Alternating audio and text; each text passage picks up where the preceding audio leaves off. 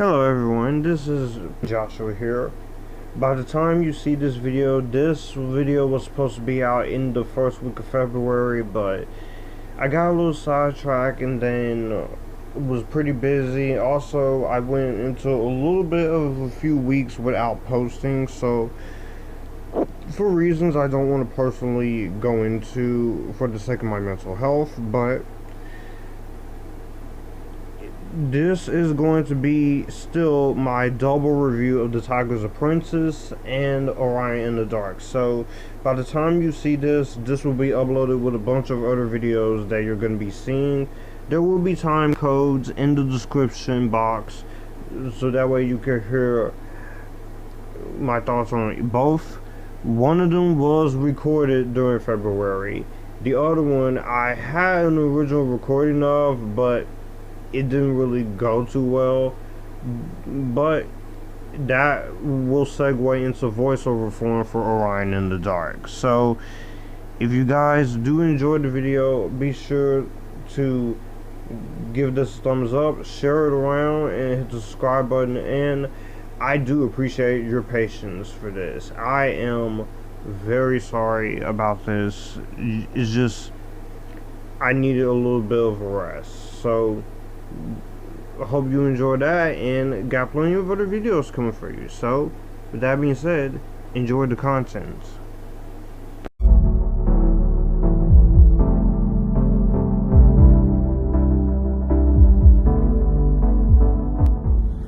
What's up everyone, it's Epictastic Joshua here. Welcome back to the channel. My name is Joshua. I talk movies, TV, music, anime on a few occasions.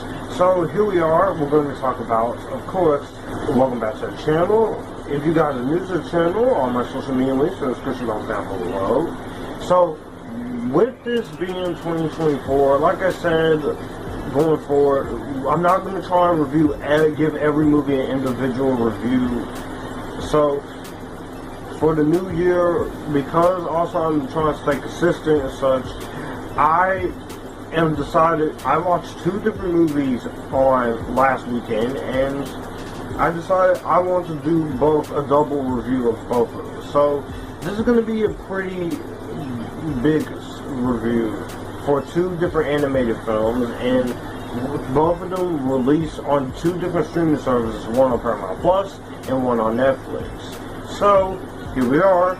We're going to talk about these two, and they are for the Apprentice and Orion in the Dark. So this is not going to be too long, so we're going to go through this quick and we're going to talk about them. So if you want to see more double reviews for 2024 films, or you want to see if I do a review roundup, then definitely be subscribed for more. And so I got a lot more stuff coming this week. We got Lisa Frankenstein, and then I have some videos and maybe a potential live stream. So that being said, let's get into it.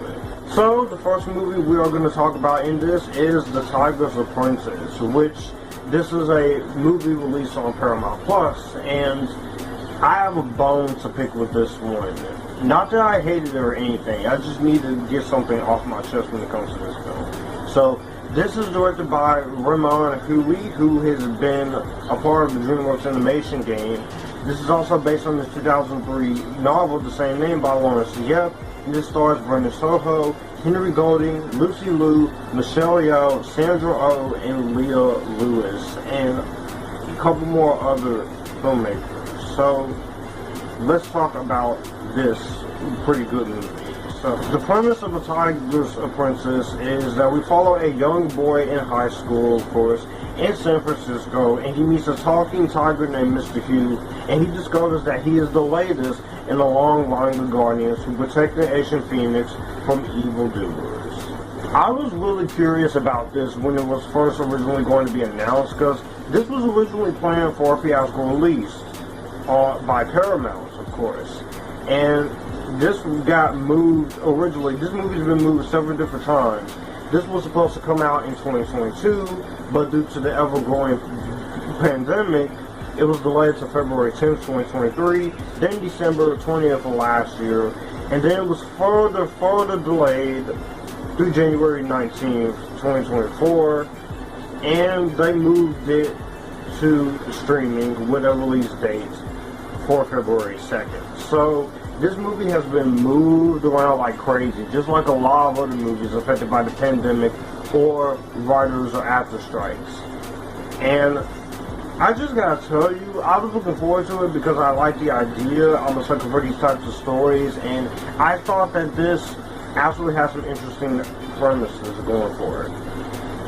And after watching it, I definitely have to say I am beyond disappointed that this and the next movie I'm going to talk about did not get to see a theatrical release, because I think The Timecodes Apprentice is actually a really solid film.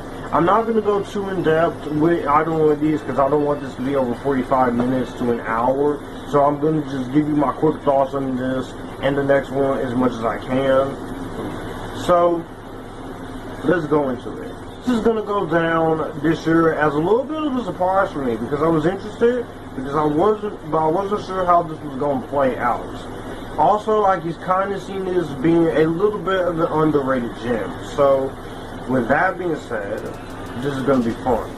First off, I will say the animation in this movie is creative. There is not Illumination or Sony Pictures Animation or even the style of Pixar and DreamWorks or even Studio Ghibli. But the animation in this movie absolutely looks really damn good for the budget that this had, which I'm not sure this is a pretty small budget. But it looks really good from an animation style-wise, and the Micros animation, they do a great job with the visual side of things. It looks visually interesting, visually entertaining, and I thought for the most part it looked like a very competently made animated film. And this movie had a 4-year production from England, Belgium, Canada, and Spain, having to do remote work during during the pandemic lockdowns. And so this movie has went through a very turbulent production with rewrites and some of the such with production crew members doing multiple jobs and working with several pay grades with no vacation time and such. So there was a big production trouble that definitely had along when it comes to it. And so I definitely can see the fact that this production troubles can go into your enjoyment of this. But I think despite all the production troubles, because every movie is going to go through it, whether the movie is good or bad, I feel like the animation is clean, it's crisp, it's very well done. There's some great colors here. Everything is bright and colorful. It's not all dark and dreary as you would expect in a few animated movies that are going to be more adult-like. But I definitely think the animation in this is actually really damn solid and is really freaking cool. I also will say the dragons and the fantastical elements is really cool. If you're a sucker for Asian fantasy like dragons and martial arts and all of that, even if you're not the biggest fan, I still think you can get some appreciation out of that. And you can definitely see what the movie was going for. It definitely does go into what you expect a movie like this to go for. I also really love the fact that this movie is also really creative when it's some of the humor. I like some of the humor in this movie. Some of it is absolutely really funny.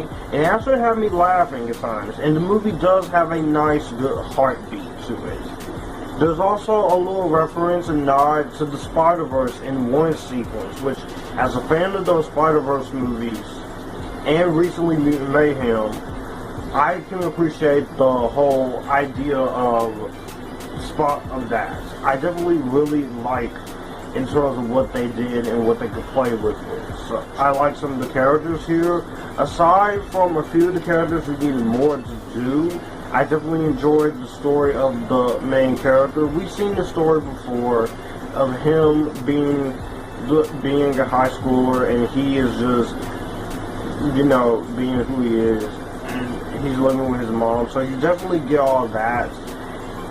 I like the mentor side of things in the type of guardian. I think that all of that is also really cool, and they also really did a very good job in terms of what they could play with. So I definitely give the movie a lot of credit in terms of what they can play with there. So while it's familiar, I think the way they execute it is fun and it's interesting. Voice acting wise, the movie is very well voice acted. Henry Golding doesn't always have the best of luck with his projects, but I do say I do like him. He does do a good job in terms of his performance as Mr. Hu. Brenda Sue Ho, I think he was great as the character that he plays in this as the son. I've seen him before in things like Tropic Thunder and G.I. Joe: The Rise of Cobra, and also stuff like Music and Justice League versus Teen Titans and the Judas Contract for Teen Titans. He's been around. I think he's a pretty good actor, and he does good as Tom Lee. You have the amazingly gorgeous Lucy Liu as Cynthia Nkoa. She is the Empress of the Spirit World. I thought she was fantastic. Sandra Oh, equally as beautiful as Miss Stroud. Michelle Yeoh as Lou she is a very great villain. She does a very good job in this as the villain. And she, even with that, being an Academy Award winner, she's great. I think she's fantastic. You also have Sherry Cola, who I just seen in Joyride, which I thought she was fun in. And I also really liked the fact that Leah Lewis is in here, who I loved ever since the half of it. And it's good to see her get more work outside of Nancy Drew and after Elemental. She's a good actress. The score is also very good by Steve Jablonsky. It's beautiful, it's creative, and it's also a really epic fantasy score. So I definitely enjoy the music in this. In terms of what I don't like in terms of the movie, I will say this. So one of my biggest issues here is it is familiar. It is some things in the story that doesn't get fully explored in terms of exposition, and that's because I feel like at 82 minutes, this movie is a little bit too short, and it needed a little more time to breathe, and a little more time to fully cope in terms of the story that you're going to tell. And I feel like this is one of the reasons probably as to why I didn't get a theatrical release. Probably there were some things they took out, probably as such, but I feel like if this was feature length, I do feel like this could have easily been worth it. Have some of the comedy in this movie that doesn't always work. It also doesn't land the best here, because it's definitely an animated movie for your families and adults. So you do have to know what you're getting yourself into with it, and this is a bit of a pro and con, but while it does have familiar story beats, and while this is based on a novel, I do appreciate it for being something creative, for something based on the book. The last negative with this movie absolutely has nothing to do with the film itself. It's just the fact that I am so sick to death of these streaming services, whether it's Hulu, Netflix, Paramount Plus, Amazon Prime, Disney Plus, any of them not giving these movies the attention that they deserve. I know streaming is kind of a thing for people since they can't go to the theaters every week, but you still have to go out and support the cinemas. This would have been an easy movie to put in the theaters. Easily. Would have been a nice little treat for the kids in the theaters.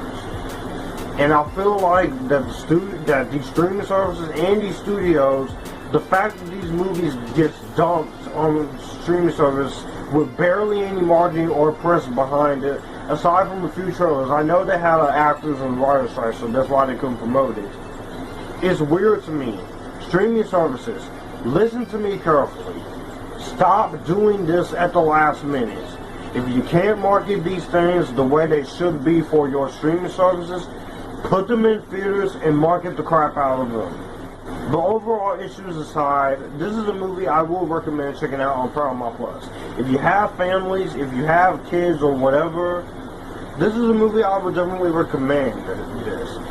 But this would have been a decent movie for theaters had the big C not affected everything.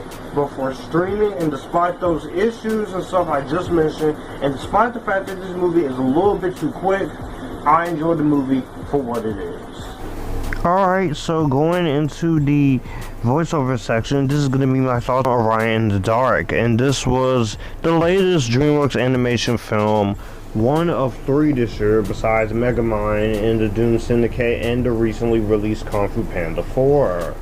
This was released by Netflix, and this is directed by Sean Chalmers and written by Charlie Kaufman based on the children's book of the same name. It stars Jacob Tremblay, Paul Walter Hauser, Colin Hanks, Mia Akemi Brown, Ike Barinholtz, Carla Gugino, Angela Bassett, and many more. And the basic premise of this one is that we see Orion as a kid, and he fears the dark of all the things that he fears the most. And when the embodiment of his worst fear, it plays a visit, Dark whisks Orion on a roller coaster to show him there's nothing to be scared of at night. I had no idea this was coming out. This is what I really do like Netflix at their best. When you don't have the usual action movies, even though I can enjoy some of those, and the Fear Street trilogy, which I'm very excited for Fear Street, the Prom Queen, that's gonna be freaking awesome. But when you have unexpected things like this that a different studio had and that Netflix buys it, I like. And this is actually a pretty competent one. This, to me, feels more like a different version of Beau is Afraid. And I say that in a way is that, whereas that movie, I didn't know what the hell to think. At least this movie, I know what I'm thinking when it comes to it. And this, I do think, is far superior to Beau is Afraid. It's not so weird, it's not so uncomfortable, and it's not so out of control. So I actually kind of really enjoyed the fact that this movie actually go there. Voice acting all around is really good here. I love the performances. Jacob Tremblay and Colin Hanks as Orion are both great. Both the kid version and the adult version here are really good. Tremblay is a great actor and with rising talent, and I'm looking forward to seeing what else this man has. Colin Hanks, you know him, Orange County, King Kong, Mad Men, the Jumanji sequels, all that. The son of one of the many kids of Tom Hanks. Paul Walter Hauser, I think, is fantastic as Dark. I thought Angela Bassett as Sweet Dreams was really good. Ike Barinholtz as Light was good. Golda Rochevelle was pretty solid for what she had to do. Nat Faxon did good. Parma Noncella was pretty good. Natasha D'Ametrio, I thought she was fine here. Maybe it's just I don't love her as much. I think she's fine acting wise between this and Teenage Mutant Ninja Turtles, Mutant Mayhem. Everyone, the rest of the cast is pretty solid too. I will also say, animation wise, this is some stunning animation here. It is the kind of animation that is warranted and you need, because you have a lot of animated movies that does take some different things and goes in different directions of styles, and I think it really creates some interesting things here. I also appreciate the themes of that you can't be too scared of the dark and such, and all of that I thought is really strong, is really well written, and it felt like I cared about the characters, and I really enjoyed the story that was presented into this. It was a very heartwarming, creative story, but also has something to say, and that's why I really enjoy this movie at this most. It has something to say, and I gratefully really enjoyed that, and it was just a lot of fun to get to see that. I also will say, directing wise is fantastic here. I really enjoyed the direction. The score is really good. It's 93 minutes, so it gets you straight in and gets you straight out. And for a Netflix movie release, this was really impressive. Also, mentioning the cast, I for some reason Carla Gugino, who It's Carla Gugino. Should I expect anything less? She's a good actress. Even in anything bad, she's good.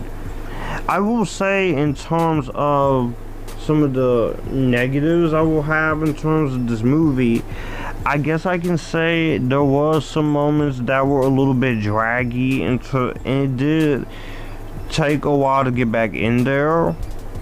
And I also will say there are moments where it can be a little bit overstuffed, but it's never the overstuff where you don't know what's going on, because it's a very creative and sweet movie that tells a story about our childhood fears, but it tells it in a way that you've never seen it before. And also, I will say another big problem is that there are a few things in terms of the humor that does not work for the most part. So that is also another big issue, of course. And the biggest issue is that this is just a movie that went under the radar again. This is my biggest problem again. Like I said, we're not in the Tiger's Apprentice portion. Market your movies better, studios. I know you have other movies and a lot of situations back last year with the writer's strike, after strike, but you could have at least tried to promote this better. And better yet, like I said with Tiger's Apprentice, put this in theaters. If this should have been a theatrical release. So it is a shame that it is kind of flew under the radar, and it is a movie that not a lot of people are talking about, because this is a movie, it is one of my favorite films of the year so far. Considering the fact that I just have 3 movies on my best of the year list, but I'm hoping I can seek out some movies that actually can make more onto the list, and so I can at least do what I usually do for the new releases and see as much as possible, despite my pessimism a few times and some worries and some things I may not be particularly interested in. But those are just my few issues there. But at the end of the day, I was gratefully impressed with how entertaining and how much I really enjoyed the story, how much I really enjoyed the film for what it was. I do think there's a lot of creativity in here. I do think the voice acting, the direction, and the story, and while it's something, it starts off familiar, the writing of Charlie Kaufman, topped off with the direction and the compelling score, makes this a movie that it will be garnered as another animated classic from DreamWorks.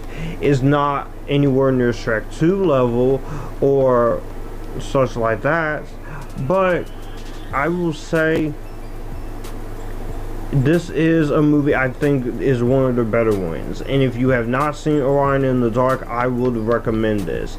This is actually a very solid film. It is one of my favorite films of 2023, and it will remain on that list for this year. So with that being said, that's all I have to say in terms of Orion in the Dark. And that's going to conclude my double review. I will be doing more double 2024 reviews like this, even with some older movies like this, or 3 and such. That way I won't try and review everything in a standalone video. So that being said, I hope you guys enjoyed it, and that being said, I'll see you guys in the next video. Well, that's going to do it for the video that you just watched. If you want to see more, my channel icon is up here. If you want to see more content from me, all my social medias are right here in this end card. I will also leave a playlist and a video here for you to see what the channel is about. As always, acknowledge me, stay Epictastic, join the Epictasticness, and you guys keep it cool.